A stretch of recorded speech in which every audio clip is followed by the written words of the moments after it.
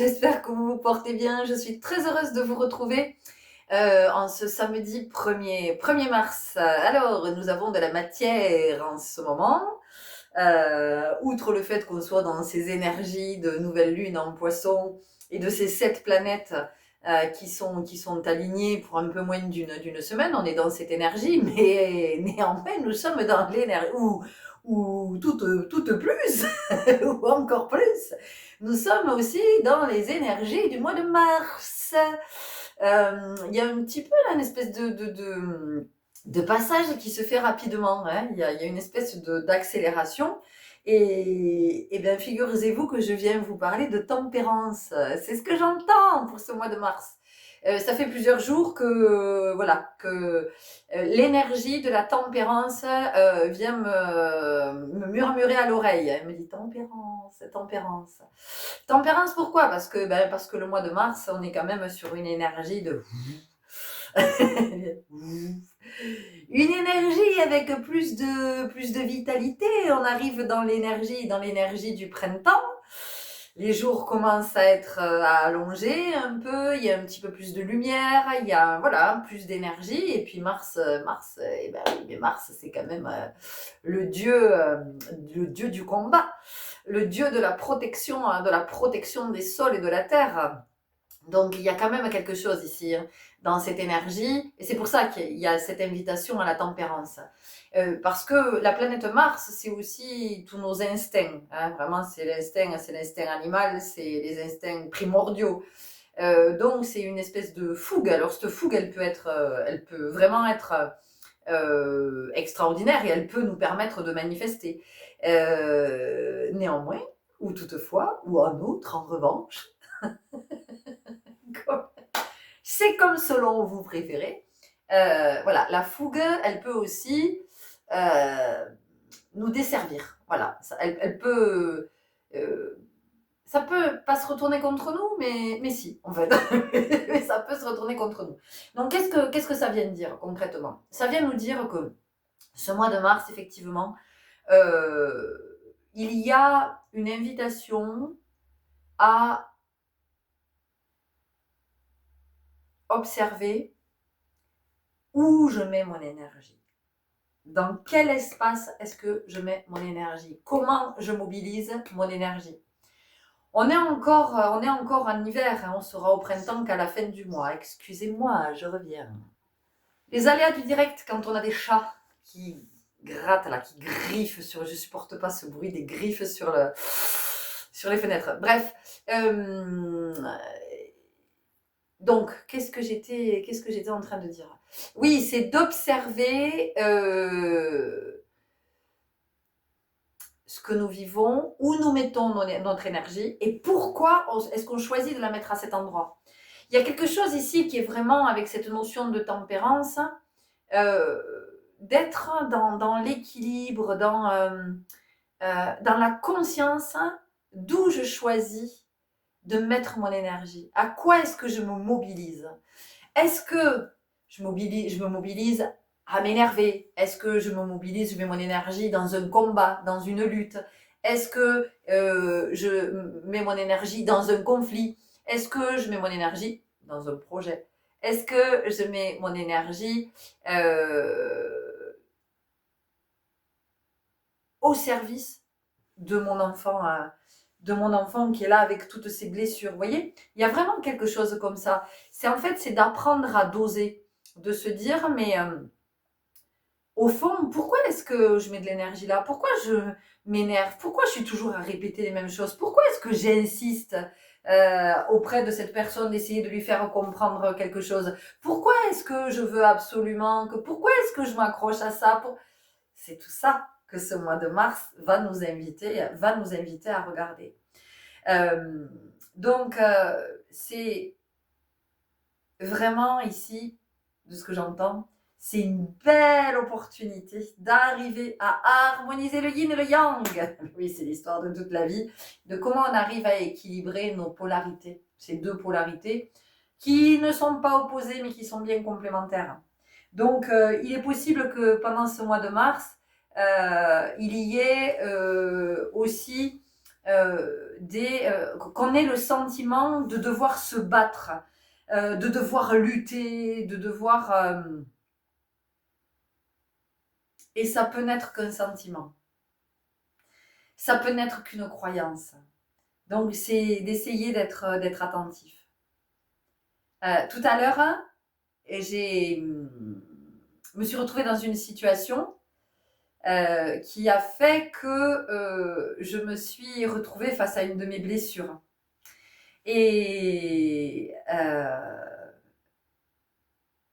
évidemment que y a quelque chose qui s'est réactivé en moi de très souffrant. Et ça m'a mise dans le mal tout de suite. Tout de suite. Donc j'ai senti la colère, la tristesse. Enfin, il s'est passé plein de choses. Très vite, il s'est passé plein de choses. Et donc je suis restée dans cet état souffrant une vingtaine de minutes. Et au bout de 20 minutes, je me suis dit, t'as vraiment envie de rester dans cet état? T'as vraiment envie de te maintenir dans cette souffrance? T'as vraiment envie de brûler ton énergie avec cette blessure-là, de l'état dans lequel ça te met? Ben non. Alors, où est-ce que tu pourrais mettre ton énergie? Eh ben, va parler à Florence, petite fille, à ce qu'elle s'est racontée comme histoire. Va restaurer, va libérer cette mémoire, va l'accompagner, va la rencontrer. Et donc, je suis allée parler à ma petite fille intérieure, je suis allée parler à la petite Florence, qui était en souffrance, en apaisant et en lui parlant comme si j'étais sa mère, en fait. Et je lui ai dit ce qu'elle avait besoin d'entendre pour, à ce moment-là, pouvoir être réconfortée et entendre que ça n'était qu'une croyance, ce qu'elle se racontait. Et ça s'est apaisé. Et ça m'a fait du bien. Voilà.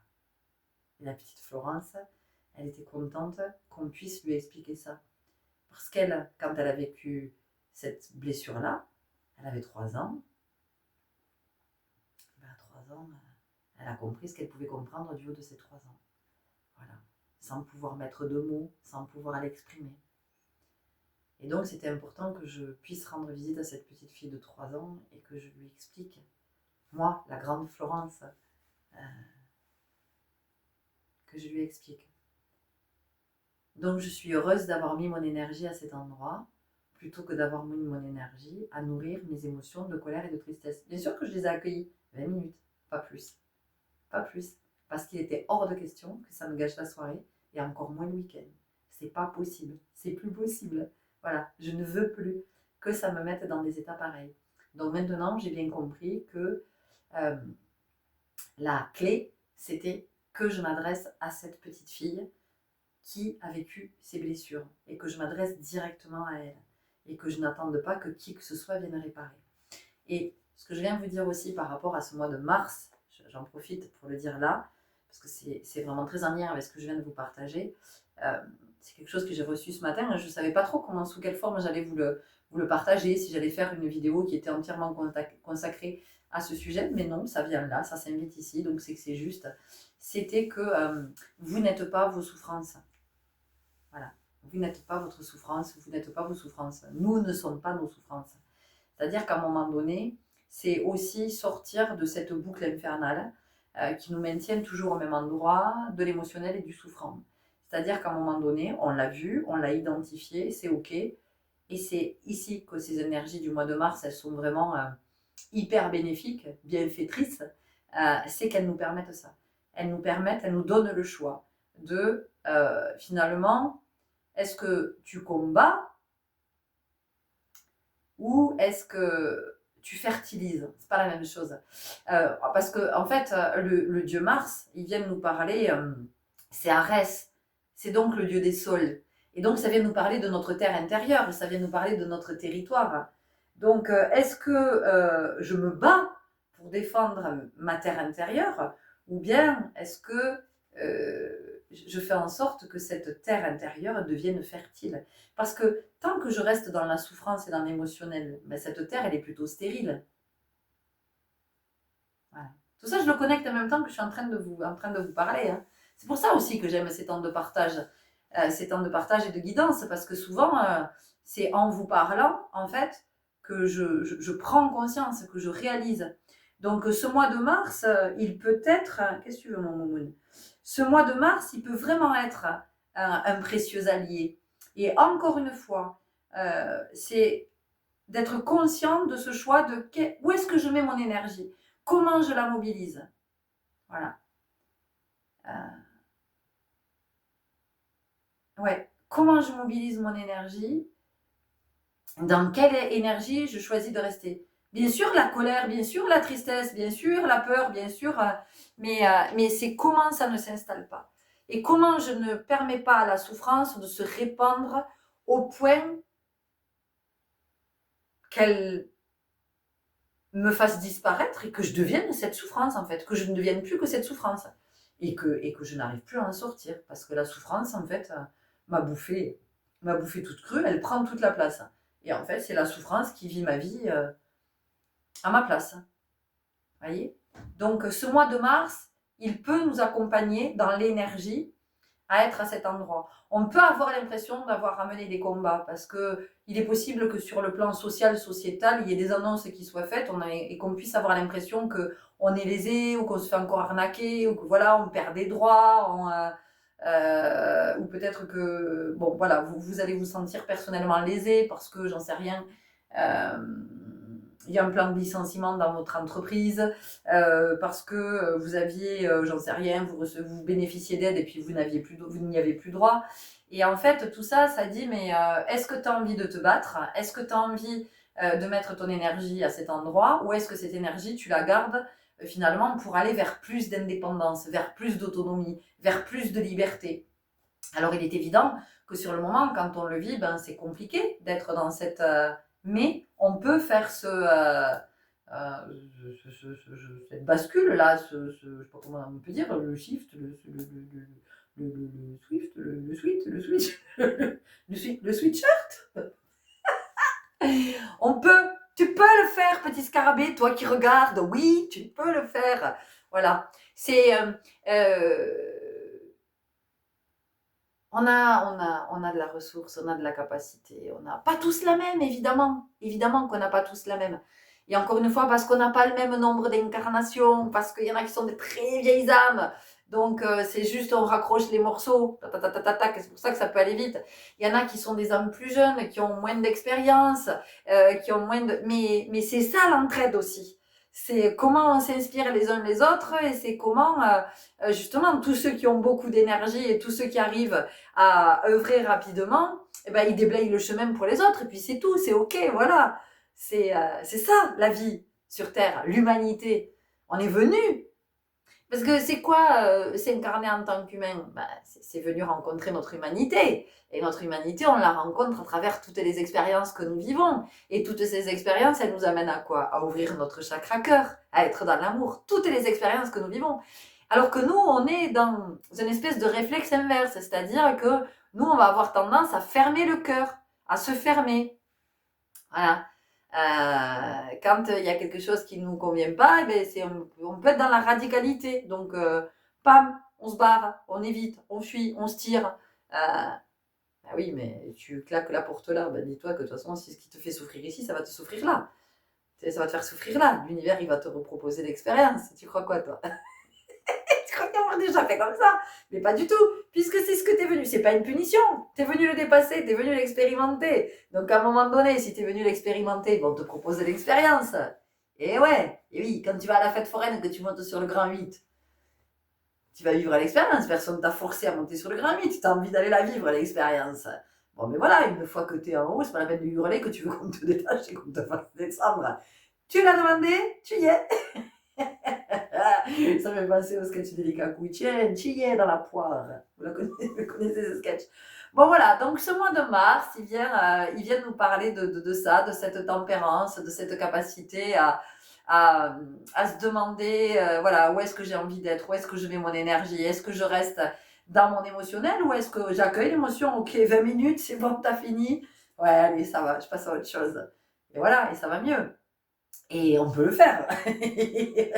Voilà, on peut le faire. Hein.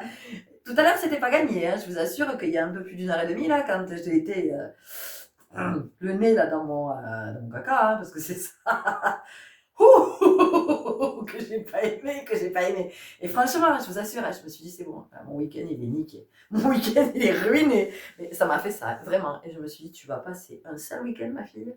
Enfin, un seul week-end, ce qu'il en reste, quoi. Parce que la journée avait été belle, jusque-là. Jusqu'à ce moment-là. La journée était très belle. Quand tout à coup, voilà, quand tout à coup, ben, tu te manges une mémoire, là, et puis voilà, sauf que tu comprends bien que la mémoire, elle n'est pas là pour te faire chier. La mémoire, elle est vraiment là pour te permettre pour te dire, hey, c'est le moment. Parce que surtout que celle-là, on me l'a fait travailler, ça fait 15 jours que je suis c'est en soins intensifs. Ouais, ça fait 15 jours que je suis en soins intensifs quand même. Donc le truc, alors, ce qu'il y a, c'est que quand vous êtes malade et que vous allez en soins intensifs à l'hôpital, le principe, c'est que vous êtes malade et qu'il y a des soignants pour s'occuper de vous. D'accord? On est d'accord avec ça. Bon. Là, c'est pas la misma cosa. Aquí es muy diferente. Et ici, ça veut dire que tu es à la fois le malade et à la fois le soignant. Donc, en fait, tu es en soins intensifs. Ah, tu es en PLS. Parce que tu viens de te manger une mémoire. Tu as réouvert la blessure. Comme ça. La blessure est plus grande que toi. D'ailleurs, toi, tu disparais. La blessure est grande. Et en même temps, tu es le soignant, tu vois. Alors, bon, c'est un peu petit dédoublement de la personnalité. Non, mais c'est juste cette capacité d'être à la fois, c'est ce que je dis souvent dans ce que je vous partage, c'est d'être dans cette double énergie de l'humain qui vit l'expérience dans la matière. Mais voilà, l'humaine tout à l'heure, quand elle s'est retrouvée bien face à sa blessure, l'humaine, et puis le divin qui intervient dans toute sa splendeur, qui arrive sur son cheval blanc. Dis-moi l'humaine, est-ce que tu vas rester dans ton émotionnel et dans ton souffrant, ou est-ce que petit coup de main peut-être, est-ce que un peu d'énergie pour aller voir ta petite fille, ouais, non, oui, c'est bien ça, allez, monte sur mon cheval. Voilà, c'est un peu ça. J'aime bien illustrer le propos parce que je trouve que c'est plus parlant. Voilà. Donc je sais pas si vous êtes en soins intensifs vous aussi en ce moment, mais de toute façon, si c'est là, c'est encore une fois, tout à l'heure, je me suis dit putain, mais barre-toi, claque la porte, tire-toi, sors de cette situation, machin, tout ça. Et en même temps, il y a mon divin qui me dit mais non, arrête, tu vas fuir et quoi? Alors toute ta vie tu vas souffrir. Toute ta vie, tu vas être dans le déni, tu vas... Non. Et vraiment, je sens que mon âme, elle me dit non, je veux pas qu'on soit dans le déni. Voilà, ça fait chier, ça fait mal, ça te... Mais tu y es. Alors, on y va, petit scarabée, c'est parti. Voilà. Et alors, c'est tout ce dialogue intérieur. En même temps mon ego qui dit oui, futur, moi j'en ai marre de bosser, maintenant ça suffit, les soins intensifs, ça commence à me gonfler, alors c'est un peu de répit, c'est une rémission, moi je crois que ça y est, je peux sortir. Et en fait non, tout de suite je suis rattrapée, je vois bien que je suis pas guérie, et chier, j'en ai marre, ben, j'ai qu'à jamais guérir, je sors contre avis médical, m'en fous. Ouais, c'est un peu ça. C'est un peu ça qui se passe à l'intérieur. Non, mais c'est un sketch. C'est un peu ça qui se passe. Et à côté, il y a mon âme, le soignant très calme, qui dit allez, recouche-toi. Recouche-toi. On va bien s'occuper de toi. Allez, on va tapoter l'oreiller, te faire tes petits soins dont tu as besoin. Et tu verras, dans quelques temps, tu seras contente parce que ça sera moins souffrant. Bon, alors quand ça, on n'en sait rien. Bon, en même temps, je sens bien que c'est 2025, d'accord. C'est pour permettre de clôturer des cycles, c'est pour permettre de repartir en 2026 sur une année 1, les chéris. Oui, parce qu'après le 9, il y a le 1. Oui, bah oui, c'est comme ça. Après le 9, il y a le 1. On ne cherche pas. Voilà, c'est pas la peine de poser de questions. C'est comme en salsa. 1, 2, 3, 5, 6, 7. Il n'y a pas le 4. C'est comme ça. Et personne ne pose la question. Personne ne dit ah, il n'y a pas le 4. Non, 1, 2, 3, 5, 6, 7. Voilà. Donc 9, 1. Voilà. On repart sur l'unité. Donc, est-ce que j'ai envie de repartir avec mes vieux dossiers sous le bras en 2026 ? Ou est-ce que j'archive? Je vous jure, moi j'ai envie d'archiver. J'ai vraiment envie d'archiver. Mais je veux archiver bien, vous voyez? Je veux tout bien, mon dossier qui soit tout bien ficelé, tout bien machin. Hop, on archive et tranquille. Ça ne veut pas dire que cette mémoire-là, elle ne va pas être réactivée. Évidemment qu'on guérit par petits bouts. Hein. C'est pas parce qu'on sort des soins intensifs, je veux dire, c'est pas parce qu'on sort des soins intensifs qu'on va jamais retourner en soins. Évidemment qu'il va y avoir d'autres périodes de soins. Mais c'est aussi de se dire ça, c'est de se dire que de toute façon 2025 c'est une année qui nous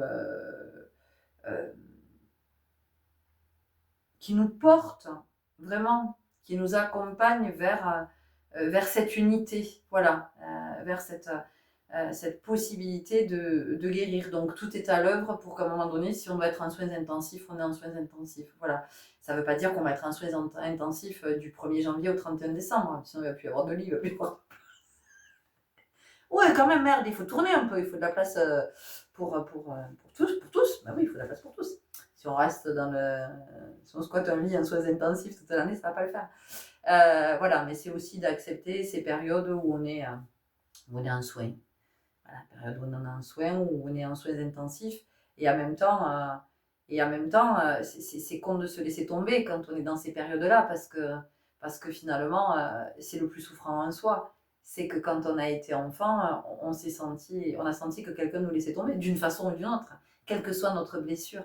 Hein. Il y a eu quelque chose qui a fait que ces adultes dans lesquels on plaçait beaucoup d'amour et beaucoup d'espoir et beaucoup d'attente et voilà, on était là et d'une façon ou d'une autre, ces adultes nous ont laissé tomber.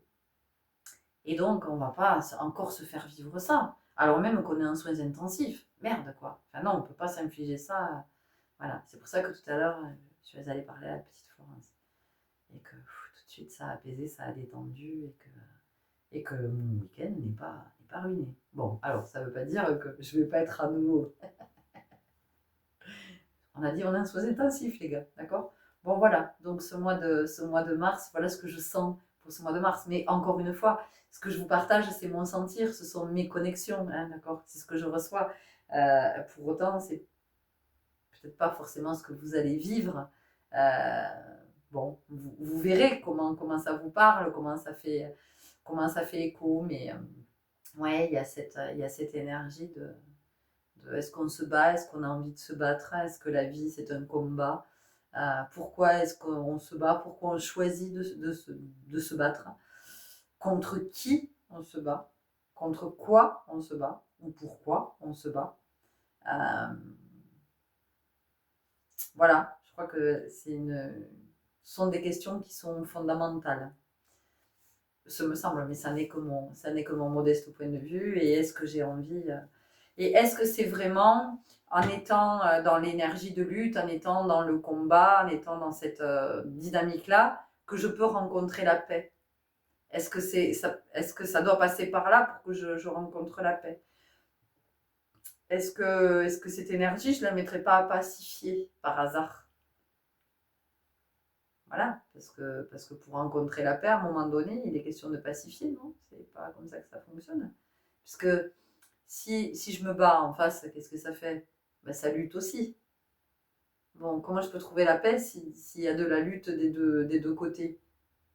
À un moment donné, on peut trouver une espèce de consensus, mais est-ce que pour autant il y a la paix? Vous voyez? C'est pas une évidence. Ça peut juste être une trêve, ça peut être...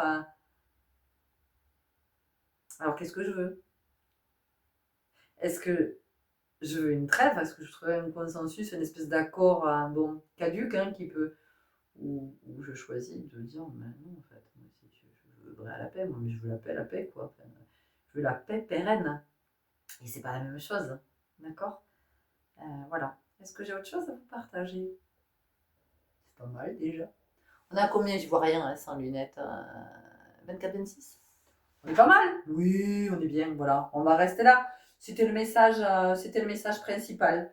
Voilà, bah écoutez, vous nous disiez, vous, ce mois de mars, comment vous y entrez ce 1er mars.